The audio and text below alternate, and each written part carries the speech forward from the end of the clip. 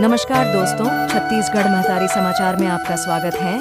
अगर आपको रोज इसी तरह छत्तीसगढ़ की बड़ी ताज़ा खबरें को देखना है तो वीडियो को लाइक और चैनल को सब्सक्राइब जरूर करें। होली से पहले किसानों को एक मुश्त मिलेगा धान का पैसा। छत्तीसगढ़ के मुख्यमंत्री विष्णुदेव साय की अध्यक्षता में हुई कैबिनेट बैठक में किसानों के हित में निर्णय लिया गया है। राज्य में समर्थन मूल्य पर धान बेचने वाले किसानों को 3,100 रुपये प्रति क्विंटल के मान से अंतर की राशि होली पर्व से पहले एकमुश्त भुगतान किया जाएगा। खरीफ विपणन वर्ष 2025 से 26 में 25,24,339 किसानों से 141 लाख मीट्रिक टन धान की खरीदी की गई है। कृषक उन्नति योजना के तहत छत्तीसगढ़ सरकार धान के मूल्य के अंतर की राशि का भुगतान करेगी। लगभग 10,000 करोड़ रुपए का भुगतान होली पर्व से पहले एकमुश्त किया जाएगा। उधारी के 1,50,00,000 लेने व्यापारी ने निकाली दंडवत यात्रा। छत्तीसगढ़ के रायगढ़ में एक कोसा साड़ी व्यापारी के करीब 1.5 करोड़ रुपए बाजार में अलग अलग दुकानदारों के पास फंसे हुए हैं। पैसे वापस नहीं मिलने से परेशान व्यापारी ने अनोखा विरोध प्रदर्शन शुरू किया है। वह देनदारों और भगवान की तस्वीरें रथ में लगाकर दंडवत यात्रा कर रहा है। पत्नी और परिवार के साथ देवी मंदिरों में मथा टेककर वह अपनी उधारी की रकम वापस दिलाने की प्रार्थना कर रहा है। व्यापारी मनोज देवांगन का आरोप है कि इस मामले में उसकी FIR थाने में दर्ज नहीं की गई। व्यापारी ने बताया कि वह मां काली के मंदिर गया था, जहां उसे सपने में देवी के दर्शन हुए। उसके मुताबिक मां काली ने कहा कि उसकी मनोकामना पूरी होगी, लेकिन उसे उनके बताए मार्ग पर चलना होगा। इसी आस्था के चलते वह दंडवत यात्रा कर रहा है। SECL खदान से रोजाना 100 टन कोयला चुरा रहे ग्रामीण। सरगुजा जिले में SECL के अमेरा खदान से बड़े पैमाने पर कोयले की चोरी करने का वीडियो सोशल मीडिया पर वायरल हो रहा है। अमेरा खदान में कई दिनों से रोज करीब 300 से अधिक की संख्या में महिला पुरुष घुसकर बोरों में भरकर कोयला निकाल रहे हैं। हर दिन करीब 100 टन कोयले की चोरी हो रही है। SECL के सुरक्षाकर्मियों पर पहले ग्रामीण हमला कर चुके हैं। इस कारण सुरक्षाकर्मी भी कुछ कर पाने की स्थिति में नहीं है। ASP अमोलक सिंह ने कहा कि अभियान चलाकर कार्रवाई की जाएगी। मामला लखनपुर थाना क्षेत्र का है। बताया गया है कि चोरी का कोयला ग्रामीण स्थानीय स्तर पर ईंट भट्ठों में बेचते हैं। वहीं कुछ कोयला बाहर भी तस्करी कर भेजा जा रहा है। कोयला चोरी को लेकर पहले पुलिस अभियान चलाकर कार्रवाई कर चुकी है। भूपेश बोले, मोदी शाह ने BJP ज्वाइन करने ऑफर दिया। पूर्व मुख्यमंत्री भूपेश बघेल ने बड़ा दावा किया है कि मोदी शाह ने मुझे भाजपा में शामिल होने का ऑफर दिया था। जब कमिटमेंट नहीं दिया तो मेरे यहां लगातार छापे पड़ने लगे। उन्होंने ये सारी बातें सीनियर एडवोकेट और राज्यसभा सांसद कपिल सिब्बल के पॉडकास्ट में कहीं। भूपेश बघेल ने कहा कि 1-2 बार केंद्रीय गृह मंत्री अमित शाह ने मिलने बुलाया था। प्रधानमंत्री नरेंद्र मोदी ने भी बातचीत के लिए आमंत्रित किया था। शुरुआत में समझ नहीं आया कि किस मकसद से बुलाया जा रहा है। बाद में एहसास हुआ कि जब जब वे इन मुलाकातों से लौटते थे, उसके कुछ दिनों के भीतर छापा पड़ जाता था। माइनिंग वेस्ट महानदी में फेंका 400 एकड़ जमीन बंजर हुई। रायपुर से लगे आरंग क्षेत्र के ग्राम निसदा में अवैध उत्खनन के कारण करीब 400 एकड़ कृषि भूमि बंजर होने की कगार पर पहुंच गई है। खनन के दौरान निकलने वाला माइनिंग वेस्ट और पत्थर सीधे महानदी में डंप किए जा रहे हैं। इससे नदी का प्रवाह प्रभावित हुआ है और आसपास के किसानों की जमीनें बंजर होती जा रही हैं। इस मामले में दायर जनहित याचिका पर सुनवाई करते हुए हाईकोर्ट ने कड़ी नाराजगी जताई। चीफ जस्टिस रमेश सिन्हा और जस्टिस रविंद्र कुमार अग्रवाल की डिवीजन बेंच ने लीज एरिया के बाहर हो रहे उत्खनन पर तत्काल रोक लगाने के निर्देश दिए हैं। कोर्ट ने खनिज विभाग के सचिव से एफिडेविट के साथ जवाब मांगा है। साथ ही लीजधारियों पर 30 करोड़ रुपए का जुर्माना लगाया गया है। मामले की अगली सुनवाई 26 फरवरी को तय की गई है। रायपुर में हेरोइन बेचते आरक्षक गिरफ्तार। रायपुर में पुलिस आरक्षक हेरोइन बेचते गिरफ्तार हुआ है। आरक्षक हिमांशु बर्मन के पास से करीब 1 ग्राम प्रतिबंधित मादक पदार्थ बरामद हुआ है, जिसकी कीमत लगभग 8,000 रुपये बताई जा रही है। मामला टिकरापारा थाना इलाके का है। पुलिस के मुताबिक मुखबिर से सूचना मिली थी कि नीलकंठेश्वर मंदिर के पीछे मठपारा इलाके में एक व्यक्ति एक्सिस वाहन में बैठकर चिट्टा बेचने के लिए ग्राहक तलाश रहा है। सूचना मिलते ही टिकरापारा और आजाद चौक थाने की संयुक्त टीम ने घेराबंदी कर संदिग्ध को पकड़ा। तलाशी लेने पर उसके पास से प्लास्टिक की झिल्ली में रखा करीब 1 ग्राम चिट्टा बरामद हुआ।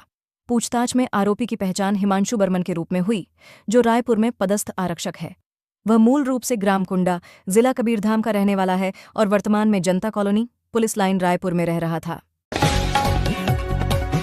जिनेश जैन बने प्रदेश के सबसे कम उम्र के CMA। मनेंद्रगढ़ निवासी 21 वर्षीय जिनेश जैन ने cost and management accountant CMA की परीक्षा उत्तीर्ण कर प्रदेश के सबसे कम उम्र के CMA बनने का गौरव हासिल किया है। इस उपलब्धि से उन्होंने मनेंद्रगढ़ नगर और पूरे जिले का नाम रोशन किया है। CMA परीक्षा देश की प्रतिष्ठित और कठिन परीक्षाओं में से एक मानी जाती है, जिसमें सफलता के लिए विषयों की गहरी समझ, अनुशासन और निरंतर अध्ययन की आवश्यकता होती है। जिनेश ने अपनी कड़ी मेहनत और लगन के बल पर कम उम्र में यह मुकाम हासिल कर यह साबित किया है कि प्रतिभा और दृढ़ संकल्प से कोई भी लक्ष्य प्राप्त किया जा सकता है। स्थानीय लोगों का मानना है कि जिनेश की यह सफलता अन्य युवाओं को भी कड़ी मेहनत और सही लक्ष्य के साथ आगे बढ़ने के लिए प्रेरित करेगी।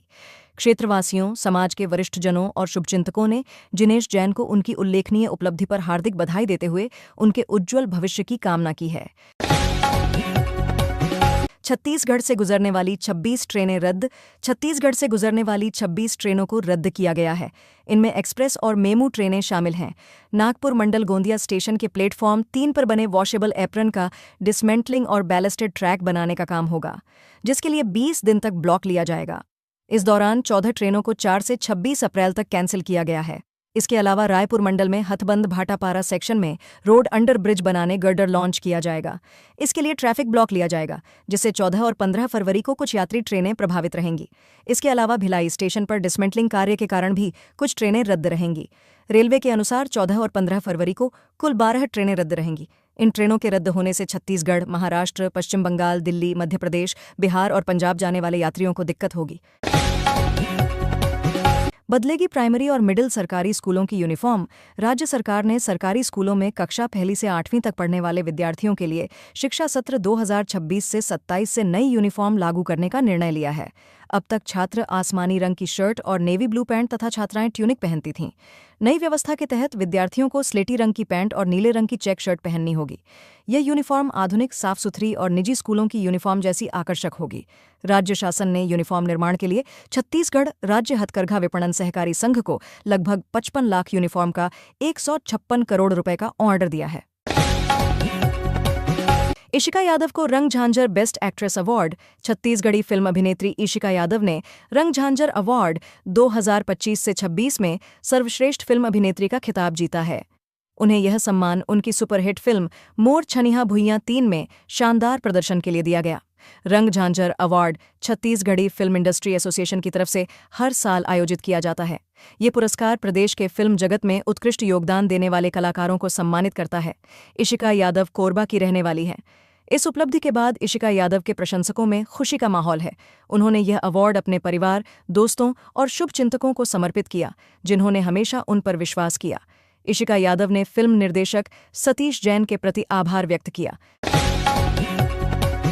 सशक्त ऐप से चोरी की गाड़ियों पर होगी नजर।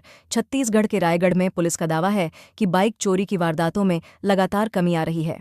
चोरी की खरीद बिक्री रोकने और वाहनों पर नजर रखने के लिए पुलिस ने सशक्त ऐप का प्रयोग शुरू किया है। गैरेज संचालक भी इस ऐप के जरिए संदिग्ध वाहनों की पहचान कर सकेंगे। पुलिस ने स्थानीय गैरेज संचालकों की बैठक कर सशक्त ऐप के बारे में पूरी जानकारी दी। प्रत्येक गैरेज संचालक के मोबाइल में ऐप इंस्टॉल किया गया और उपयोग की प्रक्रिया समझाई गई। चोरी वाहन की सूचना देने वाले पुलिस मित्रों को सम्मानित भी किया जाएगा। ऐप को प्ले स्टोर से डाउनलोड करें। मोबाइल नंबर से रजिस्ट्रेशन और OTP सत्यापन करें। प्रोफाइल सक्रिय होने पर वाहन खोजने का विकल्प मिलेगा। संदिग्ध वाहन नंबर डालने पर अगर उस पर FIR दर्ज है तो विवरण दिखाई देगा। उपयोगकर्ता सूचना थाने को देने पर पुलिस कार्रवाई करेगी। एक्स्ट्रा फीचर्स में पुलिस डायरेक्टरी भी उपलब्ध है। 10वीं से 12वीं एग्जाम फीस बढ़ने के विरोध में NSUI का प्रदर्शन। छत्तीसगढ़ माध्यमिक शिक्षा मंडल ने 10वीं और 12वीं परीक्षा फॉर्म की शुल्क बढ़ा दी है, जिसके विरोध में NSUI ने माशिमम कार्यालय का घेराव कर प्रदर्शन किया। इस दौरान कार्यकर्ताओं छात्रों ने अनोखे अंदाज में विरोध जताते हुए घर का सोना, जमीन के कागज और गुल्लक लेकर कार्यालय पहुंचे। शुल्क वृद्धि वापस लेने की मांग को लेकर ज्ञापन सौंपा। NSUI का आरोप है कि परीक्षा शुल्क में बढ़ोतरी से गरीब, मध्यम वर्गीय और ग्रामीण परिवारों के छात्रों पर आर्थिक बोझ बढ़ गया है। संगठन का कहना है कि बढ़ती महंगाई और बेरोजगारी के बीच फीस बढ़ाना छात्रों के हितों के खिलाफ है। इससे शिक्षा व्यवस्था पर नकारात्मक असर पड़ेगा। कोरबा में PM मोदी के खिलाफ आपत्तिजनक पोस्ट। कोरबा नगर निगम के सभापति नूतन सिंह ठाकुर ने प्रधानमंत्री नरेंद्र मोदी के खिलाफ सोशल मीडिया पर वायरल आपत्तिजनक पोस्ट को लेकर SP सिद्धार्थ तिवारी को लिखित शिकायत दी है। उन्होंने कड़ी कार्रवाई की मांग की है।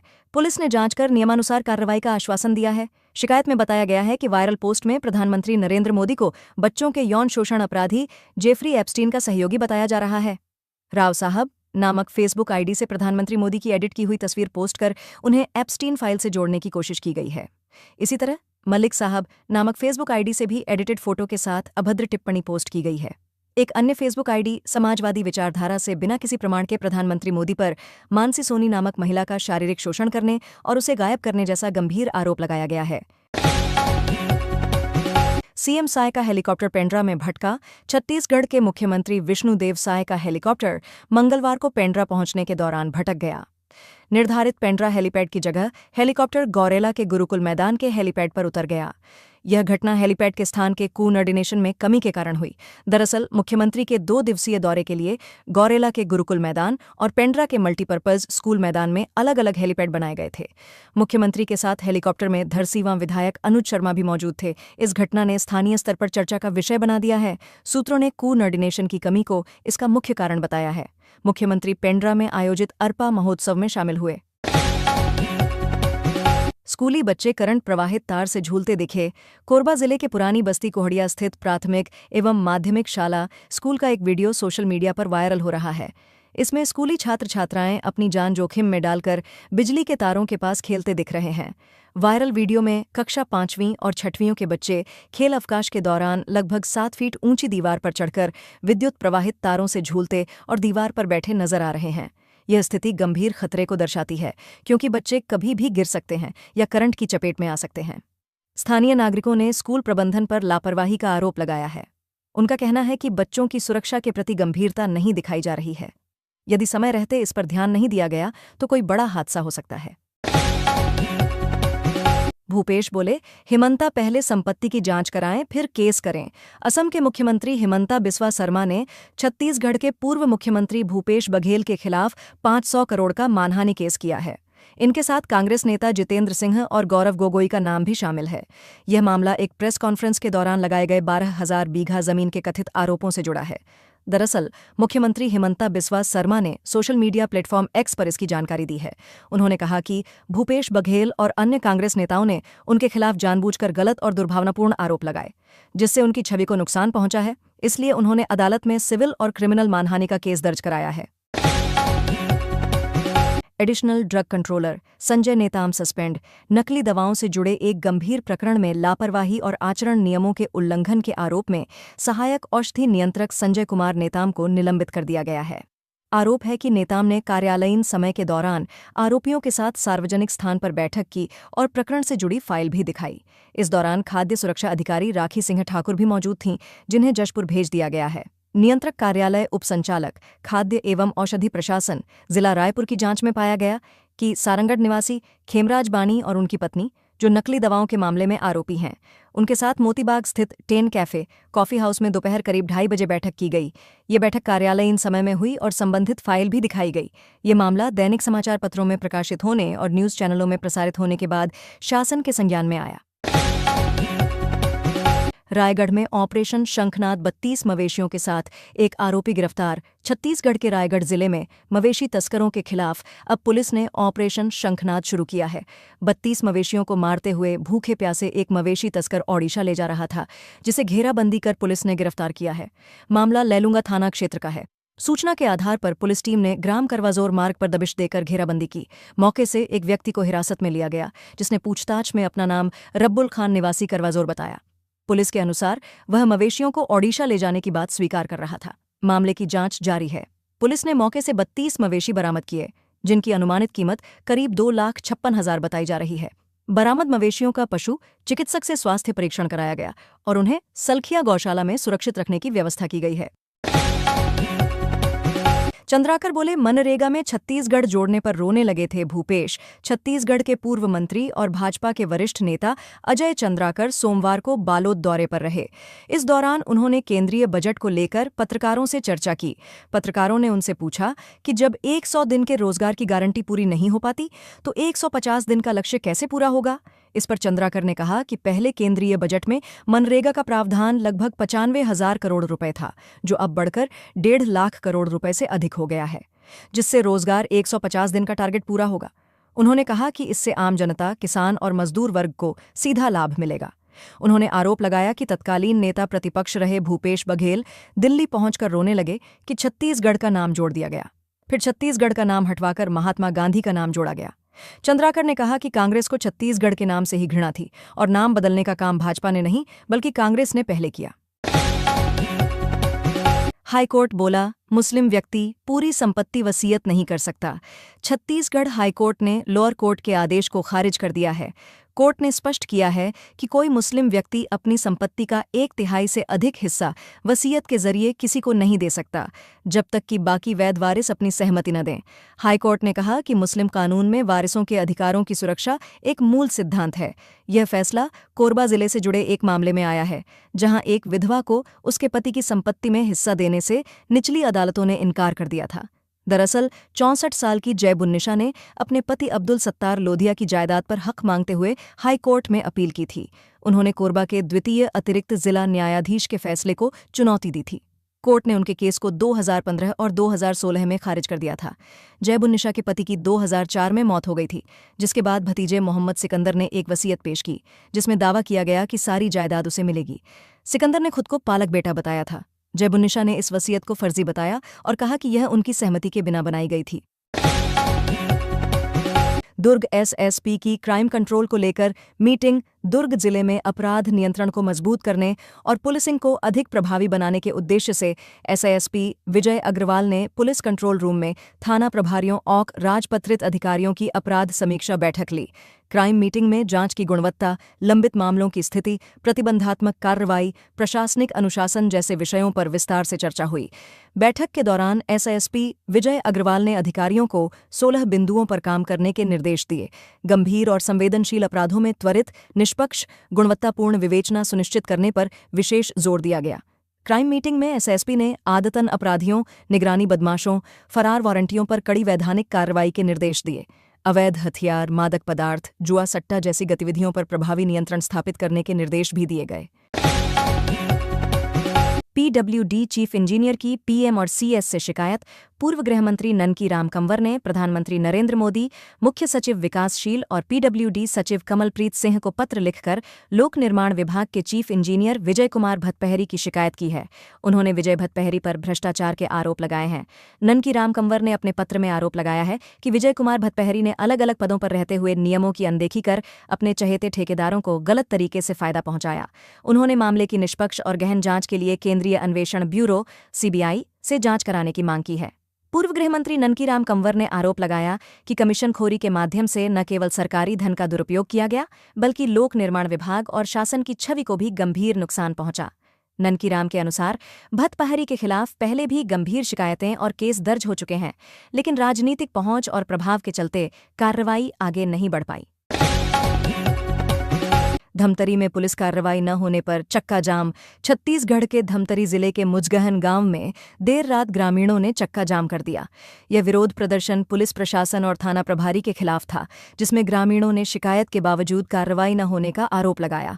जनपद सदस्य सहित बड़ी संख्या में ग्रामीण सड़क पर बैठकर नारेबाजी कर रहे थे। जनपद सदस्य कीर्तन मिनपाल ने बताया कि मुजगहन में साईं मंदिर के पास एक परिवार किराए पर रहता है। ये परिवार आए दिन शराब पीकर लोगों से गाली गलौज और मारपीट करता है, जिससे गांव का माहौल खराब हो गया है। रविवार को भी किराएदार ने पड़ोसियों से गाली गलौज और मारपीट की, जिससे ग्रामीण आक्रोशित हो गए। मिनपाल के अनुसार इस किराएदार को गांव से हटाने के लिए 10 दिन पहले अर्जुनी थाने और पंचायत को सूचना दी गई थी, लेकिन कोई कार्रवाई नहीं हुई। पुलिस को रविवार की घटना की सूचना देने के काफी समय बाद भी जब वे मौके पर नहीं पहुंचे तो ग्रामीणों ने धमतरी गुंडरदेही मार्ग पर चक्का जाम कर दिया। रायपुर जिला प्रशासन का प्रोजेक्ट दक्ष डिजिटल कामकाज को आसान और मजबूत बनाने के लिए रायपुर जिला प्रशासन ने प्रोजेक्ट दक्ष हम होंगे स्मार्ट शुरू किया है। यह पहल मुख्यमंत्री विष्णुदेव साय के मार्गदर्शन और कलेक्टर डॉक्टर गौरव सिंह के निर्देश पर की गई है, जिसका उद्देश्य सरकारी कामकाज को ज्यादा सरल, तेज और तकनीकी रूप से सक्षम बनाना है। इस योजना के तहत जिले के अलग अलग विभागों में काम करने वाले अधिकारियों और कर्मचारियों को डिजिटल प्रशिक्षण दिया जा रहा है। यह प्रशिक्षण 16 जुलाई 2025 से शुरू हुआ है। हर बैच में 25-25 लोगों के 2 समूहों को नियमित रूप से ट्रेनिंग दी जा रही है।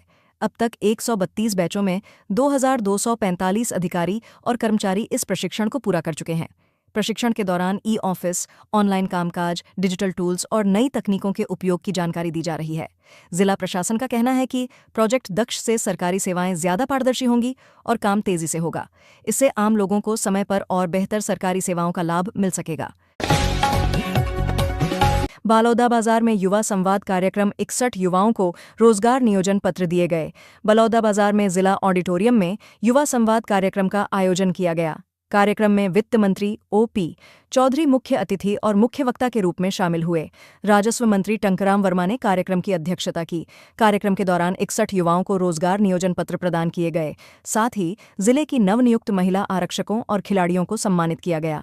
वित्त मंत्री ने अपनी प्रारंभिक शिक्षा से लेकर IAS बनने तक की जीवन यात्रा का अनुभव साझा किया। ओ.पी. चौधरी ने बताया कि कठिन परिस्थितियां और अभाव भी लक्ष्य हासिल करने में बाधा नहीं बनते, यदि मन में ठान लिया जाए। युवा परिवर्तन के वाहक होते हैं। किसी भी क्षेत्र में काम करने का जुनून हो तो सफलता जरूर मिलती है। उन्होंने युवाओं से अपनी क्षमता बढ़ाने व भविष्य की स्पष्ट योजना बनाने की बात कही। धमतरी में नकाबपोश चोरों ने 6 घरों में की सेंधमारी। धमतरी शहर की आकाश गंगा कॉलोनी में अज्ञात नकाबपोश चोरों ने धावा बोलकर कम से कम 6 घरों के ताले तोड़े। चोरों ने क्रीड़ा विभाग अधिकारी के घर से सोने के जेवरात और नकदी सहित लाखों रुपए का सामान चुरा लिया। ये घटना 8 फरवरी को सुबह सामने आई। पुलिस के अनुसार चोरों ने कॉलोनी के करीब 6 घरों को निशाना बनाया। हालांकि चोरी की वारदात एक घर में ही हुई है। पूरी घटना सीसीटीवी कैमरे में कैद हो गई है, जिसमें 4 नकाबपोश चोर साफ दिखाई दे रहे हैं। बताया जा रहा है कि चोरों के पास हथियार भी थे, जिससे कॉलोनी में दहशत का माहौल है। आकाशगंगा फेज 2 क्वार्टर नंबर B8 निवासी तुलसीराम ध्रुव ने कोतवाली थाने में रिपोर्ट दर्ज कराई है। तुलसीराम वर्तमान में क्रेडा जिला कार्यालय गरियाबंद में जिला प्रभारी अधिकारी के पद पर कार्यरत हैं। उनकी पत्नी ग्राम भौथली में शिक्षिका हैं। वे सप्ताह के अवकाश के दिनों में ही अपने धमतरी स्थित निवास पर आते जाते हैं। SP रत्ना सिंह ने व्यापारियों संघ की बैठक। मनेन्द्रगढ़ चिरमिरी भरतपुर SP रत्ना सिंह ने सोमवार देर रात चिरमिरी का दौरा किया। इस दौरान उन्होंने स्थानीय व्यापारियों और व्यापारिक संगठनों के प्रतिनिधियों के साथ एक बैठक की। बैठक का उद्देश्य क्षेत्र की सुरक्षा व्यवस्था को मजबूत करना और व्यापारियों की समस्याओं सुझावों पर चर्चा करना था। बैठक में व्यापारियों ने अपनी समस्याओं और सुझावों को खुलकर रखा। उन्होंने चिरमिरी थाना प्रभारी विजय सिंह की कार्यशैली और सक्रिय पुलिसिंग की विशेष सराहना की। व्यापारियों ने बताया कि उनके नेतृत्व में क्षेत्र में अपराध नियंत्रण बेहतर हुआ है और असामाजिक तत्वों में कानून का भय बढ़ा है। SP ने बैठक में स्पष्ट निर्देश दिए कि क्षेत्र में किसी भी प्रकार की अवैध गतिविधियों को बर्दाश्त नहीं किया जाएगा। उन्होंने नशे के अवैध कारोबार, जुआ और सट्टा जैसे अपराधों के खिलाफ सख्त कार्रवाई जारी रखने की बात कही। SP ने यह भी कहा कि व्यापारियों को भयमुक्त और सुरक्षित वातावरण उपलब्ध कराना पुलिस की प्राथमिकता है। BSUP खलबाड़ा में खराब सफाई व्यवस्था पर निगम सख्त। BSUP खलबाड़ा इलाके में लगातार खराब सफाई व्यवस्था को लेकर नगर निगम ने सख्त कदम उठाया है। नगर निगम जोन 9 के zone commissioner Anshul Sharma senior ने सफाई ठेकेदार मेसर्स आदित्य इंटरप्राइजेज का ठेका तत्काल प्रभाव से निरस्त कर दिया है। यह कार्रवाई नगर निगम आयुक्त विश्वदीप के निर्देश पर की गई। जोन 9 स्वास्थ्य विभाग की रिपोर्ट के मुताबिक BSUP खलबाड़ा में सफाई व्यवस्था लंबे समय से खराब थी। इसको लेकर ठेकेदार को 18 जुलाई, 29 जुलाई, 2 सितंबर और 30 सितंबर 2025 को नोटिस जारी किए गए थे, लेकिन इसके बाद भी स्थिति में सुधार नहीं हुआ। ठेका अवधि 16 जनवरी 2025 से 15 जनवरी 2026 तक थी, जिसे नियमों के तहत 3 महीने बढ़ाने का प्रस्ताव था, लेकिन ठेकेदार ने सहमति पत्र नहीं दिया और काम के प्रति गंभीरता नहीं दिखाई। अटके कामों को लेकर भड़के विधायक सुनील सोनी। रायपुर दक्षिण में विधायक निधि से स्वीकृत विकास कार्यों के 2 साल बाद भी शुरू नहीं होने पर विधायक सुनील सोनी ने नाराजगी जताई है। उन्होंने जोन 5 कार्यालय पहुंचकर अधिकारियों की समीक्षा बैठक ली और साफ कहा कि सभी लंबित काम अगले 10 दिनों में मौके पर शुरू होने चाहिए। इन कामों को मार्च 2026 तक पूरा कर लोकार्पण के लिए तैयार किया जाए। विधायक ने कहा कि जिन ठेकेदारों ने आदेश मिलने के बावजूद काम शुरू नहीं किया है, उन्हें तुरंत ब्लैकलिस्ट किया जाए। उन्होंने यह भी निर्देश दिए कि रायपुर दक्षिण विधायक निधि का कोई भी काम लैप्स न हो और पूरी राशि का सही तरीके से जनहित में उपयोग किया जाए। बृहस्पति बोले, अपने क्षेत्र सहित पूरे छत्तीसगढ़ में लड़ेंगे चुनाव। कांग्रेस से निष्कासित पूर्व विधायक बृहस्पति सिंह के तेवर फिर से बगावती दिखे हैं। उन्होंने कहा कि वे अपने क्षेत्र के साथ ही पूरे छत्तीसगढ़ से चुनाव लड़ेंगे। बृहस्पति सिंह ने फिलहाल नई पार्टी के गठन को लेकर कुछ स्पष्ट नहीं कहा है, लेकिन वे यह बोलने से नहीं चूके कि विपक्ष अपना काम ठीक से नहीं कर पा रही है। उन्होंने कहा कि वे कांग्रेसियों के सद्बुद्धि के लिए प्रार्थना करेंगे। कांग्रेस में निपटो निपटाओ का खेल चल रहा है। बृहस्पति सिंह ने सोमवार को मंदिर में पूजा अर्चना कर जनसंपर्क शुरू किया। उन्होंने कहा कि वे फिलहाल लोगों से मिलेंगे, पुरानी भूल चूक को लेकर क्षमा मांगेंगे। उन्होंने कहा कि राजनीति में आगे मुझे क्या करना है, कांग्रेस के बड़े नेता और पार्टी तय करेगी। उन्होंने कांग्रेस पर निशाना साधते हुए कहा कि छत्तीसगढ़ की कांग्रेस कमेटी का हाल पश्चिम बंगाल, उत्तर प्रदेश और ओडिशा जैसी न हो। जांजगीर चांपा में रेल ओवरब्रिज निर्माण पर फिर जन आंदोलन। जांजगीर चांपा में जांजगीर नैला रेलवे स्टेशन के पश्चिम केबिन पर प्रस्तावित रेल ओवरब्रिज निर्माण सहित अन्य लंबित मांगों को लेकर एक बार फिर जन आंदोलन की घोषणा की गई है। इस संबंध में जिला प्रशासन और डीआरएम बिलासपुर को विधिवत सूचना दे दी गई है। विधायक व्यास कश्यप ने बताया कि जांजगीर नैला रेलवे स्टेशन क्षेत्र में रेल ओवरब्रिज निर्माण, स्टेशन की मूलभूत सुविधाओं के विस्तार, गोंडवाना एक्सप्रेस और साउथ बिहार एक्सप्रेस के ठहराव और मिशन अस्पताल चांपा संपार पर अंडरब्रिज निर्माण जैसी मांगों को लेकर पूर्व में भी जन आंदोलन किया गया था। उस समय रेल प्रशासन और जिला प्रशासन के साथ हुई वार्ता के बाद आंदोलन को स्थगित किया गया था। वार्ता में 6 माह के भीतर रेल ओवरब्रिज निर्माण शुरू करने और प्रमुख एक्सप्रेस ट्रेनों के ठहराव पर सहमति बनी थी। हालांकि अब तक इन वादों पर कोई ठोस कार्रवाई नहीं होने से स्थानीय लोगों में असंतोष है।